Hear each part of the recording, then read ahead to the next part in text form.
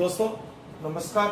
हमारा इससे पहले वाला वीडियो वृत्त की स्पर्श रेखा पर बात कर रहे थे। वृत्त की स्पर्श रेखा और स्पर्श रेखा में अपन ने बात की थी कि किसी वृत्त को एक बिंदु पर स्पर्श करने वाली रेखा स्पर्श रेखा कहलाती है। और आपको याद होगा मैंने इस प्रकार से विभिन्न स्थितियां बनाई थी। एक स्थिति आपके सामने रख देता हूं। ये स्पर्श रेखा है और ये आपकी त्रिज्या है। स्पर्श रेखा त्रिज्या पर लंब, और अपन ने ये बात करी थी। इस प्रकार की स्थिति से काफी समस्याएं हल होती है। कैसे होती है आइए देखते हैं, एक चित्र से समझेंगे। मान लीजिए ये कोई वृत्त है, इसका केंद्र है और इस केंद्र से इसके बाहर की तरफ कोई बिंदु P, कौन है? बिंदु P है। ये स्थिति केंद्र हो गया। यहां से ये त्रिज्या है, मान लीजिए A बिंदु, कौन है? A बिंदु। और इस स्थिति में इसको अपन ने मिला दिया। अब समझेंगे, यहां पर अभी अपन ने बात करी कि स्पर्श रेखा त्रिज्या पर लंब होती है। ये स्पर्श रेखा है, ये त्रिज्या है, स्पर्श रेखा। ये केंद्र से दूरी है, किसी बिंदु की दूरी, केंद्र से बिंदु की दूरी है। आपको हमने बोधायन प्रमेय पढ़ी, पाइथागोरस पर बात करी थी कि समकोण त्रिभुज के सामने की भुजा सबसे बड़ी होती है, उसको कर्ण कहा था, कर्ण। और सबसे बड़ी भुजा क्या होगी? कर्ण होगी। अब आधार लंब आप अपने हिसाब से लिख सकते हैं, इसमें कोई समस्या नहीं, बस सूत्र का ध्यान रखना है। ये स्पर्श रेखा लंब हो गई, ये आधार हो गया। इस तरह की समस्याओं को हमको हल करना, ये बहुत सी बार आता है प्रश्न, और हम लोग बड़ी ही आसानी से इसको हल कर सकते हैं। आइए देखते हैं।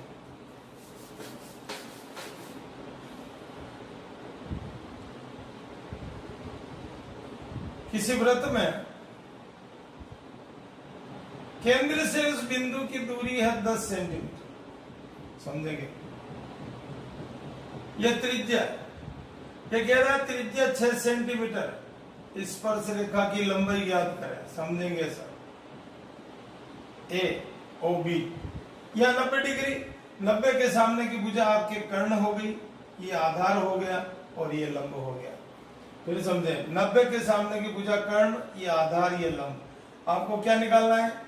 लंब निकालना है। लंब बराबर कर्ण स्क्वायर माइनस आधार स्क्वायर, और कर्ण के स्क्वायर का मतलब 10 के स्क्वायर में से 6 का स्क्वायर घटा लेंगे, 100, 36, 64। इस प्रकार से हम लंब ज्ञात कर सकते हैं। और आसान सा सवाल है। आपको क्या चीज मालूम है, इस चित्र को बना लें, नामांकन कर लें, उसी के आधार पर इसको हल करना पड़ेगा। फिर देखें, 90 के सामने की भुजा कर्ण है, ये आधार हो गया, ये लंब हो गया। ये मुझे 6 मालूम है, ये 10 मालूम है। क्या मालूम नहीं? इसका मतलब लंब मालूम नहीं। मैंने सूत्र लगाया, पाइथागोरस प्रमेय लगाई, कर्ण स्क्वायर माइनस आधार स्क्वायर, रूट 10 का स्क्वायर 6 का स्क्वायर कर दिया, 8 आ गया। इसका मतलब ये स्पर्श रेखा हो गई। क्या हो गई? स्पर्श रेखा। और स्पर्श रेखा की अपन ने लंबाई निकाल ली। इसी प्रकार अगर कोई इसी तरह की समस्या में ये 3 सेंटीमीटर, आधार 3 सेंटीमीटर है और स्पर्श रेखा की लंबाई अगर 4 सेंटीमीटर है, तो मैं कर्ण कैसे निकालूंगा? इसके बीच की दूरी कैसे ज्ञात करूंगा? केंद्र और इस बिंदु की दूरी कैसे निकालूंगा? त्रिभुज एओपी में क्या चाहिए मेरे को? के स्क्वायर, ए स्क्वायर। आप चाहे हिंदी में लिख सकते हैं इसको,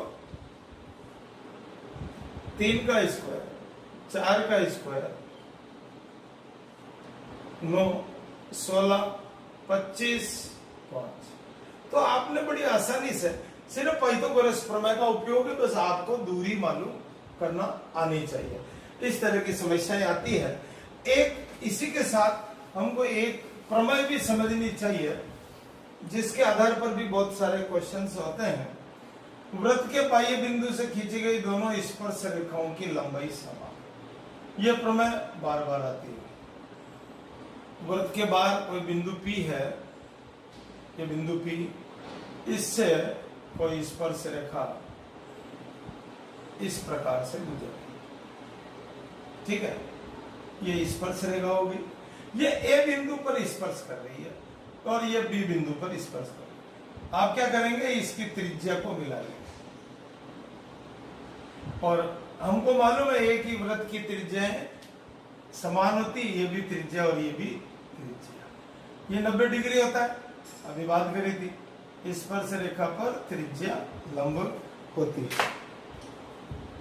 अब हमको इस प्रमेय में मालूम क्या है, क्या मालूम है, दिया है। वृत्त में AP व BP दो स्पर्श रेखाएं, दो स्पर्श रेखाएं रेखा है। क्या सिद्ध करना है, हमको क्या सिद्ध करना है कि ये दो स्पर्श रेखाएं हैं, इसकी लंबाई समान होती, AP बराबर BP। इसका मतलब लंबाई समान, इन दोनों की लेंथ इक्वल आती है। ये हमको समझना है, समझाना है। इसके लिए मेरे को रचना करनी पड़ेगी। क्या करनी पड़ेगी, O को A, B व P से मिलाया। P से मैंने मिलाया नहीं, लेकिन अब मैं मिला देता हूं। कैसे मिलाया, ये P से मिलाया। अब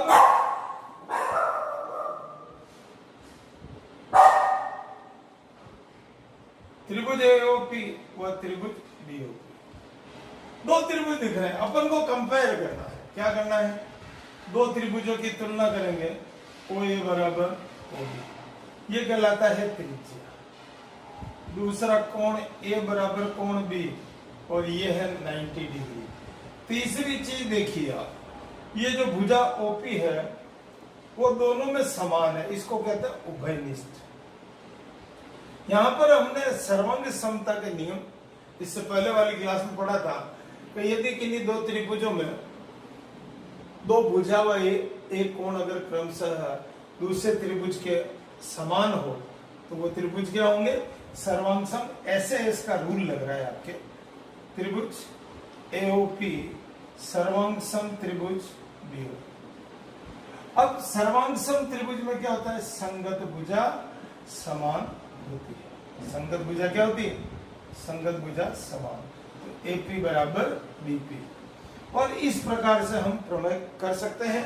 यह बहुत महत्वपूर्ण प्रमेय है, इसका उपयोग हम अनेक सवालों में करेंगे। बहुत बहुत धन्यवाद।